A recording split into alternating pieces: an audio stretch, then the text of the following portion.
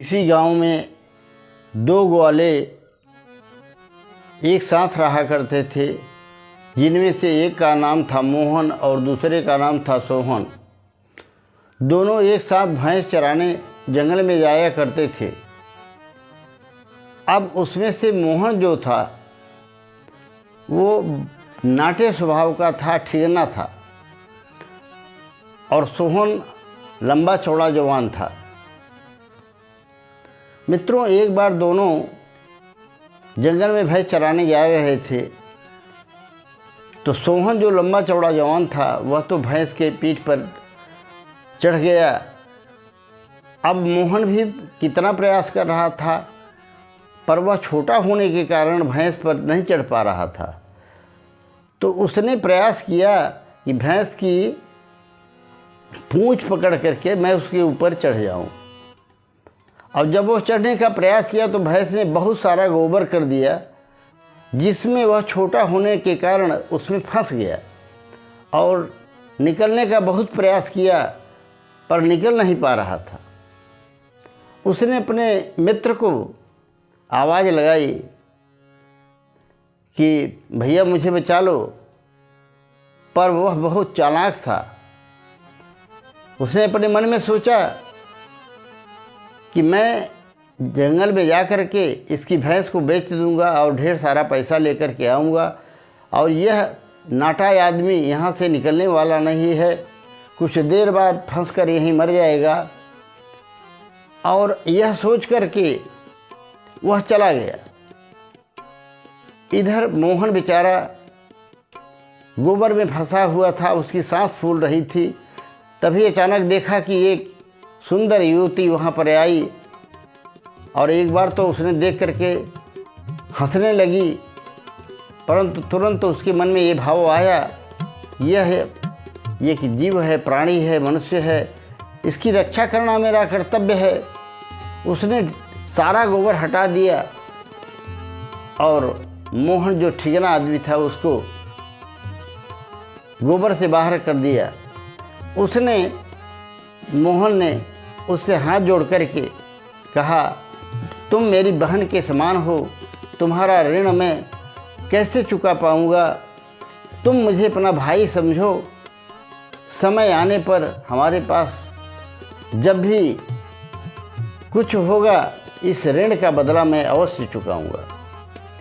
इस तरह से वह कह करके जंगल में गया, और जब सोहन दोनों भैंस लेके गया तो सामने उसे दिखाई पड़ा कि एक कसाई आ रहा है। तो उसने मोहन की भैंस को तुरंत बेच दिया और उसका चमड़ा लिया, और चमड़ा लेकर के जो कसाई ने पैसा दिया था उसे लेकर के दोपहर में ही अपने घर आ गया। अब सोहन की जो पत्नी थी वो बहुत ही चालबाज थी। मायके से ही वह कुटिल स्वभाव और चपल थी। उसने समझाया कि उसको उसका चमड़ा दे देना और जो पैसा मिला है दे देना, बाकी भैंस का पैसा पूरा रख लेना। इधर जब मोहन अपने घर पहुंचा तो देखा कि उसकी भैंस सोहन लेकर के नहीं आया है, तो उसके पास गया और कहा, भैया मेरी भैंस मुझे दे दो। तो एक बार तो उसने मना किया कि मैं तुम्हारी भैंस नहीं जानता।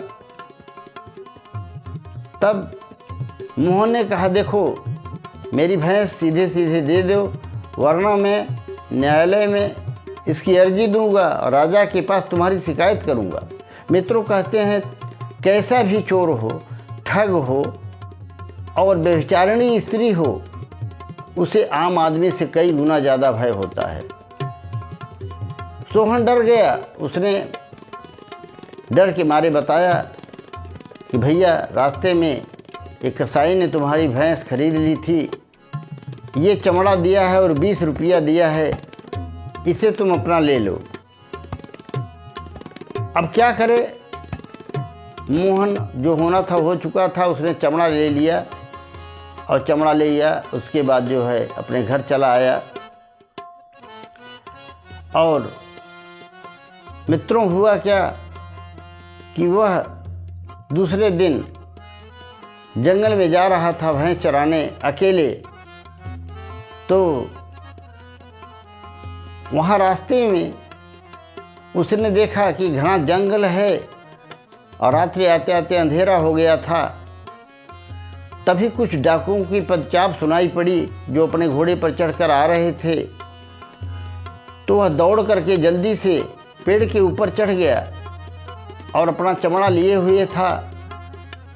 डकैत उसी पेड़ के नीचे बैठ करके लूटा हुआ सामान आपस में बंटवारा करने लगे।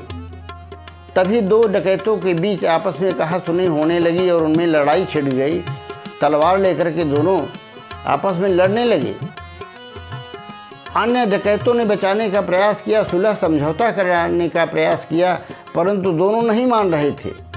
उधर पेड़ पर चढ़ा हुआ मोहन डर रहा था और डर के कारण उसके हाथ से वो भैंस का चमड़ा जो है वो ज़मीन पर गिर पड़ा और उन दो डकैतों के ऊपर गिरा। डकैतों ने समझा कि भूत ने हम लोगों के ऊपर हमला कर दिया है। वो सारा सामान छोड़ करके वहाँ से भाग गए और जब डकैत भाग गए तो मोहन पेड़ के नीचे उतरा और सारा सामान जो गहना असरफी सोना चांदी सिक्के थे उसे अपने रुमाल में गठरी बना करके बांध लिया और अपने घर आ गया। अब वो गिनने लायक तो था नहीं, तो उसकी पत्नी ने राय दिया, वह बहुत ही सुंदर सज्जन पत्नी थी उसकी, कि इसे तौल लिया जाए। अब तौलने के लिए तराजू वह अपने मित्र सोहन के यहाँ भेजा। तो उसकी पत्नी बड़ी चालाक थी। उसने अपने मन में विचार किया कि इनके यहाँ तौलने के लिए कोई ऐसी वस्तु तो है नहीं, ज़रूर कोई बात होगी। तो उसने तराजू के पड़ले के नीचे मोम लगा दिया और लगा करके उसे दे दिया। उसकी पत्नी लेकर के आई तराजू, खूब सारा धन था, उसको तौला, परंतु मोम लगा होने के कारण तराजू के पड़ले के नीचे एक सोने का सिक्का चिपक गया था। जब तराजू वापस करने गई तो सोहन की पत्नी ने देखा कि उसके पड़ले के नीचे सोने का सिक्का चिपका हुआ है। तो उसने पूछा, तो उसकी पत्नी ने कहा कि भैया देखो, आजकल बाज़ार में चमड़े का भाव बहुत बढ़ा हुआ है। हमारे पति बाज़ार में चमड़ा बेचने गए थे और खूब सारा धन मिला है, सोने चांदी हीरे मोती जवाहरात बहुत ज़्यादा मिला है। उसने इतना बताया ही था कि सोहन की पत्नी जो कुटिला थी उसने अपने पति से कहा कि सुनो जी, मोहन अपनी भैंस का चमड़ा जो बेचा है उसको बहुत ज़्यादा धन मिला है। ऐसा करो तुम भी अपनी भैंस कसाई को बेच करके उसका चमड़ा आज ही बाज़ार में बेच दो, हम लोग भी धनी हो जाएंगे। सोहन ने वैसा ही किया, अपनी भैंस को बेच दिया। उसका चमड़ा लेकर के बाज़ार में जा कर के आवाज़ लगाने लगा, भैंस का चमड़ा ले दो, ताज़े भैंस का चमड़ा ले लो। अब भैंस के चमड़े से दुर्गंध आ रही थी। बाज़ार में चमड़ा खरीदने वाला कौन था? मुश्किल से किसी व्यापारी ने चमड़े को काम में लाने के लिए मोची ने उसे 8 आने में खरीद लिया और 8 आने पैसे लेकर के वह अपने घर आया। उसने फिर सोचा कि इसके पास तो बहुत ज़्यादा धन है, मेरा मित्र है, और मैं तो ठगा गया, मेरा चमड़ा बिका नहीं। ऐसा करते हैं कि उसकी पत्नी ने राय दिया कि रात को इसका घर जला देते हैं, दोनों पति पत्नी मर जाएंगे, इनका सारा धन हम हड़प कर लेंगे और हम मित्र हैं इसलिए इनका धर्म मुझे ही मिलेगा, गांव वाले कोई शक भी नहीं करेंगे। तब रात्रि में ये बात उसकी पत्नी समझ गई थी मोहन की। वो लोग घर से बाहर चले गए, चारपाई डाल करके बाहर सोए। रात्रि में सोहन अपनी पत्नी के साथ जाकर उसके घर को जला दिया। उसका घर जल करके राख हो गया और सुबह जब देखा उन्होंने जो शंका थी मोहन को वही हुआ था। तो उसने अपनी बैलगाड़ी में उस राख को भर लिया और भर करके चल दिया। जब वह जा रहा था तो रास्ते में उसे एक बैलगाड़ी और मिली। जिसमें सोने चांदी हीरे मोती जवाहरात भरा हुआ एक व्यक्ति लिए जा रहा था। उसके बैल कमज़ोर थे, चल नहीं पा रहे थे। उसने निवेदन किया और उसने अपनी बेटी को भी उस पर बिठा रखा था। तो उसने मोहन से निवेदन किया कि तुम मेरी गाड़ी में, अपनी गाड़ी में मेरी बेटी को बैठा लो, जिससे मेरे बैल चल सके। मेरी गाड़ी में हीरे मोती सोने चांदी इतने ज़्यादा भरे हुए हैं, बहुत गाड़ी वजन हो गई है। पर मोहन ने कहा कि देखो भैया, मेरी भी गाड़ी में सोने चांदी हीरे मोती जवाहरात भरे हुए हैं, जबकि वो हराग भरा हुआ था। और तुम्हारी बेटी में अगर बैठा लूँगा और पेट की गैस अगर इसके बाहर हो गई तो मेरे सारे सोने चांदी राख में बदल जाएंगी।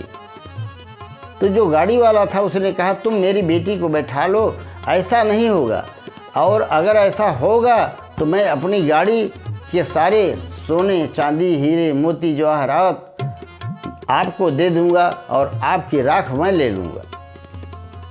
मित्रों, थोड़ी दूर चलने के बाद मोहन की गाड़ी में तो राख थी ही। उसने कहा देखो, जो नहीं होना था वही हो गया। तुम्हारी बेटी के पेट से गैस निकल गई और मेरी गाड़ी के सोने चांदी सब राख में बदल गए। अब तुम अपना वचन निभाओ। तब वह गाड़ी वाला अपने सोने चांदी से भरी हुई गाड़ी मोहन को दे दिया और मोहन उसे लेकर के घर वापस आ गया। पुनः उसके घर अपार संपत्ति हो गई। और तब उसकी पत्नी ने अपने मित्र की पत्नी, सोहन की पत्नी को, जो बहुत ही कुटिल थी, चालाक थी, धोखेबाज थी, उसको सुनाते हुए कहा कि आजकल बाज़ार में राख की बहुत कीमत हो गई है। किसी ने मेरे महल को जला दिया तो राख मेरे पति बेच आए, मुझे बहुत सारा धन मिला। और पुनः की तरफ जो तौला था तो उसी की तराजू से तौला था। अब की बार उसने भी मोम लगाया था तो वहाँ 2 असरफियाँ मिली थी। उसे विश्वास हो गया कि राख की कीमत बहुत बढ़ गई है। उसने अपने पति को कहा कि आप भी अपने मकान को जला दीजिए, आजकल बाज़ार में राख की कीमत बहुत ज़्यादा हो गई है। और तब ठीक सोहन ने वैसा ही किया, अपने घर को जला दिया और जलाने के बाद राख बेचने बाज़ार में चला गया। पर बताइए, राख की कीमत बाज़ार में कौन देने वाला था? वह भी इन प्रकार 10-20 पैसे में बेच करके किसी तरह से आया। वह हैरान था कि ये कैसे धनी होता जा रहा है और मैं अपने हर दांव में फेल होता जा रहा हूँ। अंत में सोहन और उसकी पत्नी ने निर्णय लिया फिर कि इसको जान से मार डालूंगा और तब इसकी सारी संपत्ति मेरी हो जाएगी। एक दिन उसने बहला फुसला करके मोहन से कहा चलो हम लोग तालाब में स्नान करके आते हैं। और जब तालाब में स्नान करने गया तो सोहन लंबा चौड़ा था ही, उसने उठा करके मोहन को उस तालाब के अंदर फेंक दिया और आकर के गांव में हवा उड़ा दी कि मोहन तालाब में गिर करके डूब करके मौत हो गई उसकी। पर उसकी पत्नी जो थी मोहन की, वह समझदार थी। वह समझती थी कि मेरा पति बुद्धिमान है, हर तरह से वो अपना बचाव कर लेगा। ये कपटी है, कुटिल है, इसकी बात में मुझे विश्वास नहीं करना है। तो वो मोहन नदी में बहता जा रहा था तालाब में। तभी वहाँ पर एक ग्वाला आया और उसने देखा तो उसे बाहर निकाला और बाहर निकाल करके उसका उपचार किया, सेवा भगत किया। उसके पास बहुत सारे अच्छे अच्छे बैल थे। उसने उसे भेंट में 2 बैल दिए और कहा मेरे ग्वाले भाई, तुम जाओ अपना खेती किसानी भी इससे करना, मेरे पास तो बहुत से बैल हैं। अब जब मोहन 2 बैल लेकर के घर पर आया तो सोहन ने देखा तो बड़े आश्चर्य में पड़ गया, ये कैसे जिंदा हो गया। और जब मोहन आया तो उसने सोहन से बताया कि भैया देखो, तुमने बड़ी गलती की, मुझे तालाब में बिल्कुल किनारे गिराया, अगर बिल्कुल बीच में गिरा देते तो मुझे बहुत ज़्यादा सोना चांदी असरफी मिल जाती। तो सोहन का माथा ठनका उसने कहा कि भैया ऐसा करो कि तुम तो धनी हो गए हो और मेरे मित्र हो, मेरी भी सहायता करो, मुझे कल ले चकर के उस तालाब में बीच में डुबो देना, ताकि मुझे भी ढेर सारा सोना चांदी मिल जाए। दूसरे दिन मोहन तो नहीं गया, पर वह स्वयं जाकर के बीच नदी में कूद गया और डूबकर वहीं पर मर गया। और जब काफ़ी दिन तक घर नहीं लौटा तो उसकी पत्नी मोहन के पास आई और उसने पूछा कि हमारा पति आज तक वापस नहीं लौटा, क्या बात है? आप तो बैल लेकर वापस आए थे, वह अभी तक सोना चांदी लेकर नहीं आया। तब मोहन ने कहा, अरे वह उसके पास तो अपार संपत्ति हो गई है और ऐसे लोक में पहुंच गया है जहां बहुत सुंदर सुंदर स्त्रियां रहती हैं, वह किसी से शादी कर लिया होगा, अब तुम्हारे पास क्यों आने वाला है? तब उसकी पत्नी बोली, अरे वह इतना चालाक है कि दूसरे लोगों से जाकर के अच्छी अच्छी स्त्रियों से शादी कर सकता है, तो क्या मैं नहीं कर सकती? उससे कम हूँ क्या? उसने गांव के एक बूढ़े आदमी से शादी कर ली। मित्रों, कहते हैं स्त्रियों का स्वभाव चंचल होता है और वह कभी भी किसी एक पति होकर नहीं रहती। वह स्वार्थवश किसी को भी अपना पति बना सकती हैं, संबंध बना सकती हैं। मित्रों, ये कहानी अगर आपको अच्छी लगी हो तो वीडियो को सब्सक्राइब, लाइक करके कमेंट में राधे राधे अवश्य लिख दीजिएगा।